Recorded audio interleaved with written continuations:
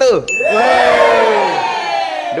2 3 4 JJ.